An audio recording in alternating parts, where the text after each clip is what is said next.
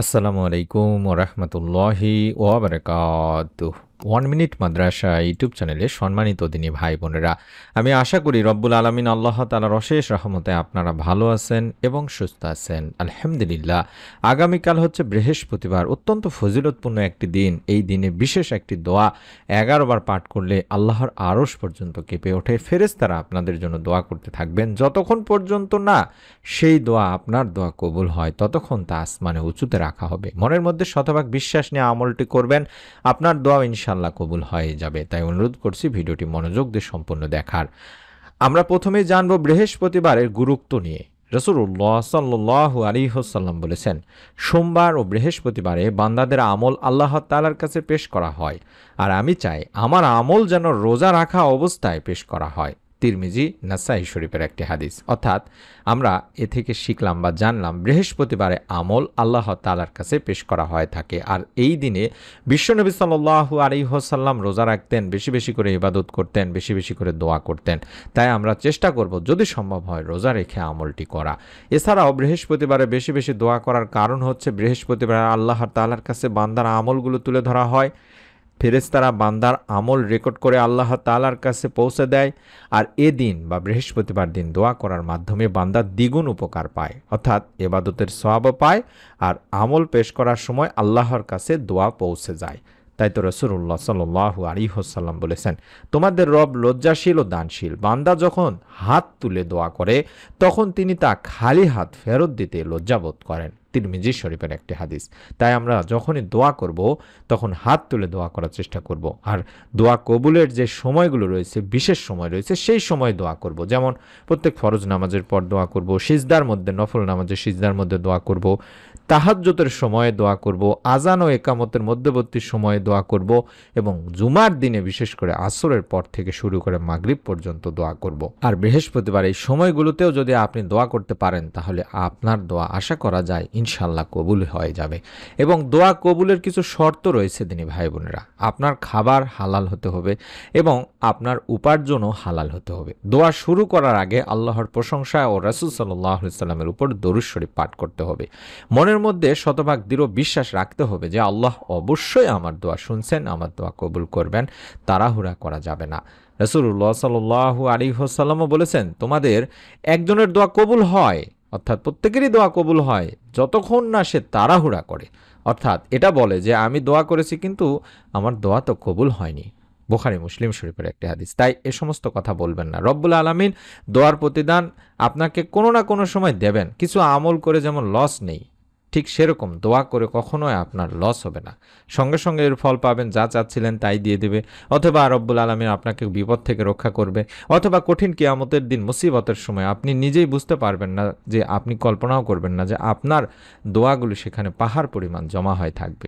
তাই অনুরোধ করছি, দোয়া করা বন্ধ করবেন না।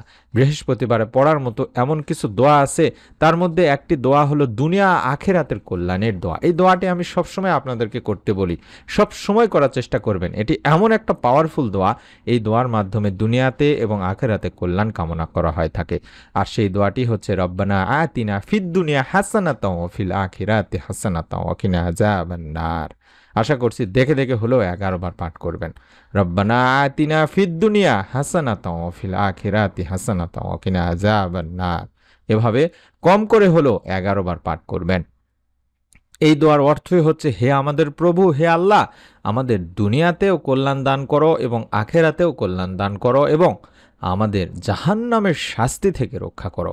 সূরা আল বাকারাতে বলা হয়েছে। তিনি ভাই বোনেরা, আশা করছি আপনারা প্রত্যেকেই এই বৃহস্পতিবারে দিনে রাতে সবসময় এই দোয়াটি বেশি বেশি করে পড়ার চেষ্টা করবেন। এবং দুঃখ কষ্ট দূর করারও দোয়া রয়েছে, যেমন লা ইলাহা ইল্লা আনতা সুবহানাকা ইন্নী কুনতু মিনাজ জালিমিন, লা ইলাহা ইল্লা আনতা সুবহানাকা ইন্নী কুনতু মিনাজ জালিমিন।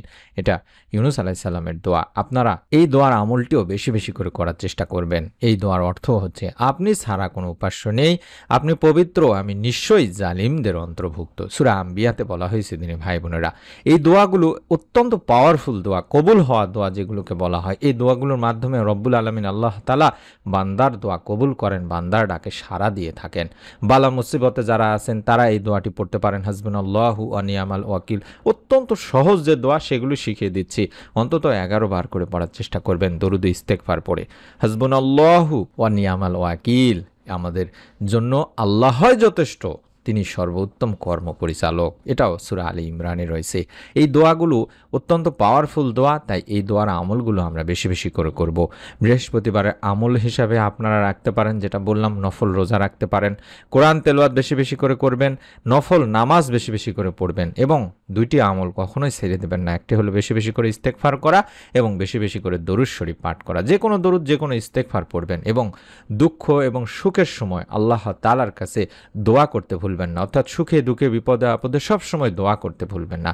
বৃহস্পতিবার হলো এমন একটি দিনই ভাই বোনেরা, যখন আমাদের আমল আল্লাহ তাআলার কাছে পেশ করা হয়। তাই এই দিনকে আমরা অবহেলা না করে নামাজ পড়ব, কোরআন তেলাওয়াত করব, দোয়া আর ইবাদতের সময় কাটিয়ে দেব। আপনি কি চান যে আল্লাহ তাআলা আপনার দোয়া কবুল করুন? তবে আজকের এই দিনে, বৃহস্পতিবারের দিনে দোয়ার সময় অবশ্যই হাত তুলুন এবং উপরে যে দোয়াগুলো শিখিয়ে দিলাম সেই দোয়াগুলো নিয়মিতভাবে পাঠ করুন। আল্লাহ আমাদের সকলের দোয়া কবুল করুন, আমিন। অবশ্যই নিয়ত করে আমলটি করুন। ভিডিওটি ভালো লাগলে একটি করে লাইক দিবেন, কমেন্ট করবেন, এবং আপনার নিকট আত্মীয় স্বজন, কাছের মানুষজন যারা আছে তাদেরকেও ভিডিওটি শেয়ার করে দিবেন। নতুন আমলের ভিডিও পাওয়ার জন্য, ইনশাল্লাহ ইসলামিক আরও সুন্দর সুন্দর কন্টেন্ট বা নতুন ভিডিও পাওয়ার জন্য অবশ্যই আমাদের চ্যানেলটি যেভাবে আমি সাবস্ক্রাইব করা দেখাচ্ছি সেভাবে ভিডিওটির নিচে সাবস্ক্রাইব বাটনে চাপ দিয়ে রাখুন। ইনশাআল্লাহ নতুন ভিডিও আপনার কাছে পৌঁছে যাবে। সকলে ভালো থাকুন, সুস্থ থাকুন। রব্বুল আলামিনের কাছে দোয়া করি এই আমলের ওসিলায় যেন রব্বুল আলামিন আপনাদের সকলের দোয়া কবুল করেন, আমিন। আসসালামু আলাইকুম ওয়া রাহমাতুল্লাহি ওয়া বারাকাতুহু।